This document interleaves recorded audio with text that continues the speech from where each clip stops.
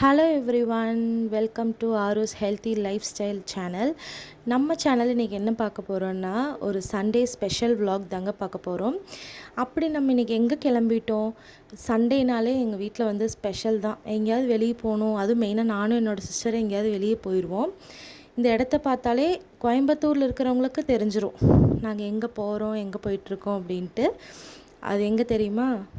நம்ம முருகரோட ஸ்பெஷலான மருதமலைக்கு தாங்க போயிட்டுருக்கோம். மருதமலை யாருக்கு தான் பிடிக்காது சொல்லுங்கள்? எனக்கு ரொம்ப பிடிக்கும். எனக்கு பிடிச்ச ஸ்பாட்டே இது தான். அதுவும் இல்லாமல் நேற்று கிளைமேட் வந்து வேறு லெவலில் இருந்தது. அந்த கருக்கல் கட்டிட்டு மழை வர்ற மாதிரி லைட்டாக தூறல் போட்டு அந்த மாதிரி இருந்தது. ரொம்பவே சூப்பராக இருந்ததுங்க. இந்த வழியாக ட்ராவல் பண்ணும்போது அவ்வளோ ஒரு என்ஜாய்மெண்ட்டு, அவ்வளோ ஒரு பீஸ், அவ்வளோ மனசு ரொம்ப அமைதியாக இருந்ததுங்க. நிஜமாலுமே சொல்கிறேன். அப்படியே வந்துட்டோம் உள்ள.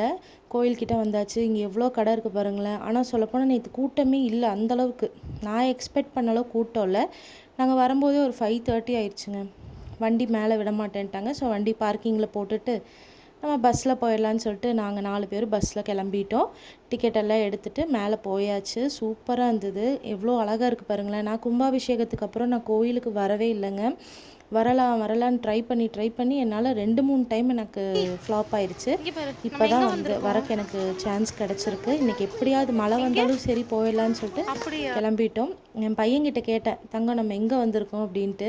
அவன் வந்து அழகாக சொல்கிறான், அம்மா மருதமலைக்கு வந்திருக்கோம் அப்படின்னு சொல்லிட்டு. மருதமலையில் யார் இருக்கான்னு கேட்டால் முருகர் இருக்காருன்னு சொல்கிறான். அவனோட மழலை வாய்ஸில் அவன் அழகாக சொன்னான். அப்புறம் வந்துட்டு மேலே ஏற ஆரம்பிச்சிட்டு பக்கத்தில் ஒரு பூக்கடை இருந்தது. சரி அங்கே போயிட்டு பூ வாங்கிட்டு, பூ வந்து ரொம்ப ரேட் ஆயிடுச்சுங்க. ஒரு முளை பூவே 80 ரூபா சொன்னாங்க. சரி ஓகே வாங்கிட்டு நானும் என் தங்கச்சி வச்சு எப்படியோ கஷ்டப்பட்டு மேலே ஏறி வந்துட்டோம். இதுக்கே நம்மளுக்கு இப்படி இதாகுது. இனி கீழே இருந்து வர்றவங்க எப்படி வராங்கன்னு யோசிச்சாலே கஷ்டமாக தான் இருக்குது, பயமாக இருக்குது. ஸோ இதுக்காகவே நம்ம வெயிட்டை குறைச்சி நம்ம கீழே இருந்து வரணும். நான் நல்லபடியாக வெயிட் குறைச்சேன்னா கண்டிப்பாக முருகரை பார்க்குறக்கு படி ஏறி வருவேன். அதுக்கப்புறம் சாமி மூலவரை கும்பிட்டு நம்ம மெயின் ஸ்பாட்டுக்கு வந்தாச்சு. ஸ்பெஷலான ஒரு ஸ்பாட்டு. இங்கே தான் நம்மளோட முருகர் இருக்கார்.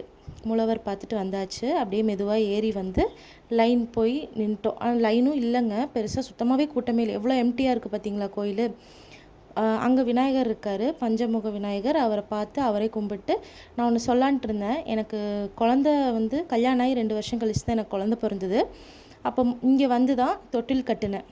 இந்த விநாயகர் அரச மரம் இருக்கு இல்லையா, இங்கே தான் தொட்டில் கட்டினேன். இங்கே கட்டினதுக்கு அப்புறம் தான் எனக்கு குழந்த ஆச்சு. இந்த பையன் போகிறான் பார்த்தீங்களா, இவன் எனக்கு அப்போ தான் ப்ரெக்னென்ட் ஆனேன்.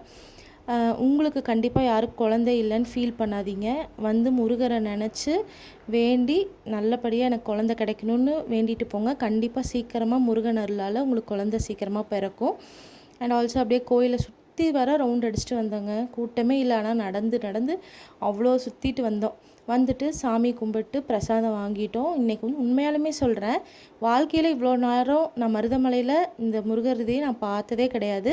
கிட்டத்தட்ட ஒரு 5 நிமிஷத்துக்கு மேலே தீபாராதனை காமிச்சு அவ்வளோ சூப்பராக தரிசனம் பார்த்தேங்க. இந்த மாதிரி ஃப்ரீ டைமில் வந்தீங்கன்னா கொஞ்சம் நேரம் முருகரை வந்து பார்த்து அவரோட அழகை ரசிச்சுட்டு மனமுருக வேண்டிட்டு போகலாம்.